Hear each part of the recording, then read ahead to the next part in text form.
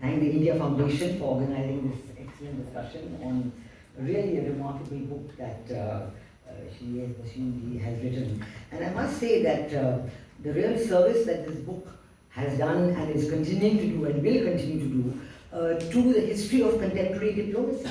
And actually this history of contemporary diplomacy really is not brought together in any one place, nor is it taught in the universities in any consistent way. That what is it that we have done in the last 75 years in terms of diplomacy. And that's why Wasimji's book, Avtar Singhji's book is so valuable, because he has based his analysis on documents that he has had access to. And of course he has recorded those documents in his books on Bangladesh, on Sri Lanka, on China, on Pakistan, 10 volumes on Pakistan. And actually going through that is very difficult, so he's then brought it all together in these 5 agreements that he has chosen to write about. I do hope that this tremendous task and this absolutely brilliant work that Avtar Singhji has done will now be incorporated by universities into their teaching. Because I think we need to have a finite history of what has happened with all these agreements.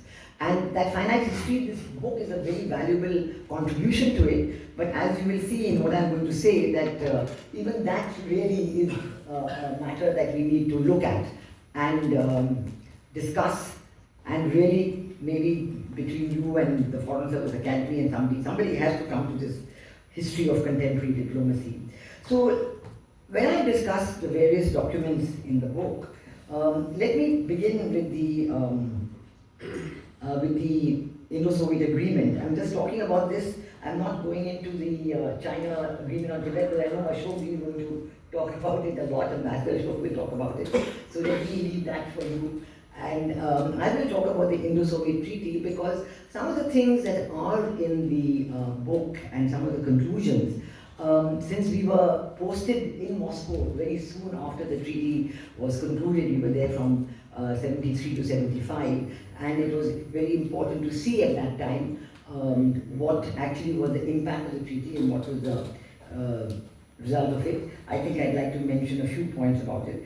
Your very first sentence in your book on the treaty says that we signed a treaty which was against India's basic ethos of non-alignment. Now that was very dismaying for me to read, because I know that that's not the case. I know that all our time in Moscow and before and after, you know how we spent hours talking to other diplomats, and of course including to Soviet colleagues, that this is very much in keeping with India's non-aligned policy, and India has not actually in any way betrayed its non-aligned policy, now called strategic autonomy or multi-alignment, and in fact it strengthened it. And I think at the end, in the last sentence of your chapter, you have actually recognized that by saying that yes, it was indeed an innocuous document and it was not against the thing. But let me say why, because the details that you have provided in this chapter was, you know, how the letters that Prime Minister Gandhi wrote, the negotiations that DP Dar had, the documentations which were there, Foreign Secretary and all his discussions, all that shows that at the back of our mind was really this one point, that we did not want at any stage to have this conclusion that we have given up in any way on our policy of non-alignment, and that this was in keeping with our policy of non-alignment. It was not an alliance of any kind. There was no alliance, there was no agreement of a military alliance where some country, in this case Soviet Union, would be, you know, the superior, nothing of that kind. It was a treaty between two equals, talked about peace, friendship and cooperation. And in the implementation, we know it was that as well. And yes, you have mentioned how, keeping in view the state of Russian-Chinese relations at that time, you know, it's really prescient that we didn't go anything beyond our non-aligned policy, and how later on Marshal Brezhko tried to get another treaty out of us, a more significant, but we were able to back that away as well. So how we were able to sign the treaty, maintain the friendship with Soviet Union, and the implementation of the treaty during the Bangladesh war, the liberation war of Bangladesh in December of that same year, is really a remarkable fact. And I think the way that you've given so many details shows how what happened in the negotiation of the treaty was so intertwined with what was happening on the ground in Bangladesh, in then East Pakistan and so on. So I think it is absolutely remarkable. And also I'd like to say that the value of this treaty is shown in one little sentence you have given, how Brajesh Mishra, who was then of course in China, and he then said, at one point he sent a message and he said that yes, it is because of this treaty that he got the assurance, or that he was told by the Chinese that they would not have anything to do with what is going to happen in Bangladesh, in East Pakistan. So I think the immediate impact of this treaty was absolutely known at that time. And I think that these are the kind of connecting of the dots that I hope that will happen and give to our students of international relations and foreign policy this strength to know that India was at all times very much attached to its policy of non-alignment and had kept going at it. And also another point that I don't know, this hasn't come in any, not in your book, it's not even later, it's not even talked about much, but the fact that when the USS Enterprise started sailing into the Bay of Bengal, whether India sent a message or did not send a message, that is not mentioned in your chapter, but we do know that the Vladivostok naval fleet of the USSR, the then Soviet Union, was activated. It was activated, whether by Soviet Union on its own or at the end of a message, is something maybe we need to look more into documents. And we do also know that the leading submarine of that fleet, did show itself above water at the time when the USS Enterprise was about to enter the Bay of Bengal. I think Admiral Sinha here, he will know about that, but somehow it's not talked about or written about. Again, this is the crucial fact of history that needs to be incorporated into the teaching, into the knowledge of the younger generation about what happened at that time. This is absolutely vital. But this is the end of that chapter, which shows the two things, Brajesh Mishra's message and this fact at the end of the, when the USS Enterprise, what would have happened if the the Soviet submarine had not been there, that sailed in, what would have happened is something which we can only speculate on. So I know I have very little time, so I will just immediately move to the Shimla Agreement. Another 5 minutes, yes? Okay. So when we come to the Shimla Agreement, it is really fascinating, because for me it's doubly fascinating, because I don't know how many of you know, but I was in Shimla at that time. And that was quite an amazing opportunity. It was, I was a probationer, I'm not even confirmed in service, so absolutely as a probationer. And originally, of course, when the Shimla summit was scheduled, Nusrat Bhutto, wife of Benazir Bhutto, was to accompany him. But suddenly, at the very last minute, she fell ill in the last week or 10 days before the Shimla summit, and Bhutto said that he's bringing his daughter, he's bringing Benazir with him. So it sort of, upended a lot of plans that MEA had made for the program, and ultimately, since I was a probationer, doing my probation in Shimla, actually, assigned there. So, Foreign Secretary T.N. Call said that I would be the liaison officer. Of course, there was also Nurma Khala, the senior most, and she was going to be the liaison officer with Nusrat Bhutto, but she was also very much there for the Shimla summit. And but then it was really amazing, because the Himachal government thought that I was like a representative of MEA, which I was not at all. I was just a young probationer trying to get confirmed in service, And so they told me, you make the program for her 5 days. And it's a 5-day summit. It was really difficult to make a program. And I must tell you one very interesting aside of the program. So I had to, think of what to do with this young girl who's just out of that gift, going to Oxford, very sharp, and how do I look after her for 5 days? So we made the program, we took her to a bookshop on the first day on the mall, and of course she was mobbed everywhere she went. I made a program for her to meet young IAS officers, from the, take her off to Ufi to meet them there, and so on and so forth.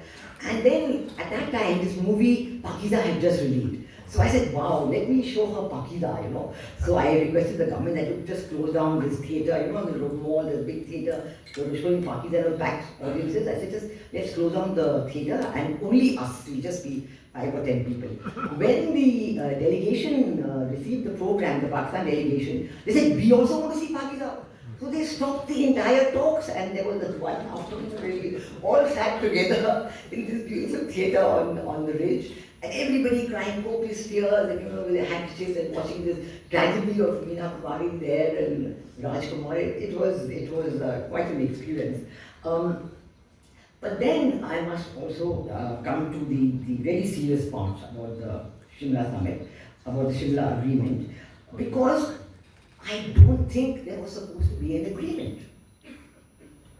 I don't think an agreement should have been signed, because actually it seemed that there's a place in this chapter where you said that we mustn't have a tough agreement because it's very bad to treat the vanquished very badly, etc. But it's a wrong approach. I mean, you have to finish it. And when you mentioned about Kosygin, that Kosygin said, don't talk about Kashmir, no. I think from your chapter, from your reference to Kosygin, the discussion on page 104, when he was talking to Diplomat, I think Kosygin was telling us, why on earth aren't we finishing all the Kashmir issues once and for all? Just get it back and do it. So I think that this has always been the Soviet approach, even when we were there and talking about it all the time. But, and also when you mention on page 110, you have given, what D.P. Dhar wrote in his note and what he discussed with the Soviets about what our objectives were from the Shimla summit. You mentioned there that India would insist on the settlement of Kashmir as an integral and irreducible content of a settlement by Pakistan. So Kashmir as part of the settlement was, I think, very much what he had in mind, and I think certainly that's what even the Soviets expected. But I think that D.P. Dhar actually met Zulfikar Ali Bhutto, whether he did make one official visit, but whether he made a second secret visit or whether he met during the first visit, he seems to have given the impression to Prime Minister Indira Gandhi that Bhutto was coming as a vanquished leader. And that, he thinks that Indira Gandhi is great, wonderful leader, etc. And I think that was part of the impression that Indira Gandhi had, and so she was very comfortable in her mind that she would be able to get a good agreement out of it. But the very first meeting between Bhutto and Mrs. Gandhi in Shimla, the first round, she was shocked because he was arrogant. He was tall, he was talking down on his nose to her. It was absolutely, one of those situations where she did not expect it at all. And D.P. Dhar checked into hospital with a heart attack immediately that evening. He was not there. The person who had built up the entire, framework of the talks, what would happen, he'd been going, certainly he went to Pakistan, he went to Moscow, everywhere. But he was not there for the talks. He was just not there. And of course the talks went on. There was no agreement at all. Nothing. Absolutely no agreement. Every session, no, nothing. On the last day, T.N. Kaul left Shimla. He said, there's nothing happening, nothing for me to do, I'm leaving. He was so annoyed, he didn't want to talk to the Pakistanis again, he just left Shimla. And there was only one item left on the program, which was the return banquet by Zulfikar Ali Bhutto, where he had called all of us people there. During that banquet, we were right at the bottom of the table, they were at the top of the table, we were on our main dish when they were on their coffee, and suddenly, at that point, I think it was Bhutto who made the request for a final round of talks. But T.P. Dhar wasn't there, T.N. Kaul wasn't there, the two diplomatic, in charge of diplomats were not there. There was just P.N. Afzal and P.N. Dhar. And anyway, the talks were 1-to-1. So I think that as a result, I think the main issue at that time was, and this is what is reflected in the Shimla Agreement, it was a land. There was a land that India held, and there were the prisoners, 93,000 prisoners of war, and a huge amounts of land. I mean, in Sindh, I believe the amount of land, of course, it was desert land, but huge amounts. I mean, in terms of square kilometers, huge, and of course, up to the Issue Canal in the western sector. But I think the only way to have got a permanent settlement of Kashmir, and yes, you're right that the agreement, this was long before 1994 when the parliament passed that resolution saying that we want all of Kashmir back.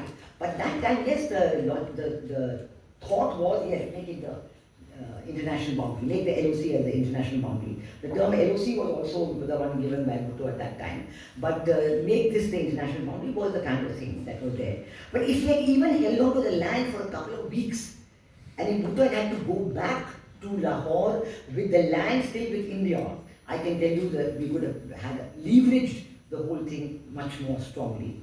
And I think that is why everybody said that we won the war but lost the peace.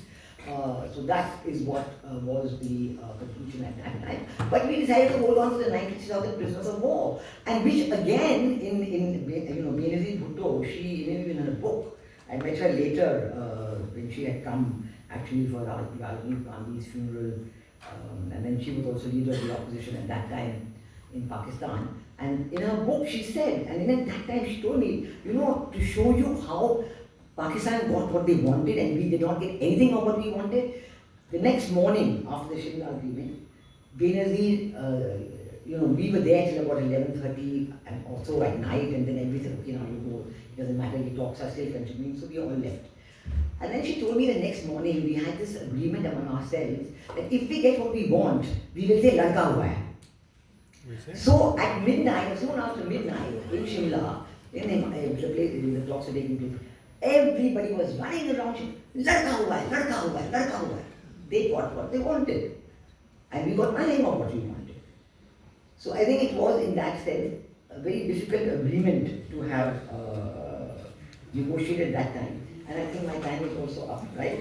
So I will not, I know I had to say something on the Sri Lanka, Indo-Sri Lanka Accord, because, all these things about neighbors and our neighborhood first. So I wanted to say something on that, but since there is no time, no, I think that, the detail we have given on the India-Sri Lanka is very exotic. It's really fascinating, and it just shows how, neighborhood foreign policy was something that perhaps was not what it is now, not a neighborhood first foreign policy. It was not in our ken. And at that time, China was the main, as you have said, and you have also said in your first chapter, China was the dominant impact for Nehru. And so with Sri Lanka, knowing the problems with that were there, which not new, they'd be there, we never really gave any importance. We kept saying that internal matter, it's an internal matter. And how that led to a situation which, as you described, is very difficult. And then later on, even the IPKF and all that, it's quite an incredible thing to look back on it and see what else could have been done. Would have been amazing. But I won't go beyond that, and I will stop at this point. I know Ashok is going to talk about the nuclear accord and China, so I will leave it to him. Thank you very much. Thank you, ma'am. I think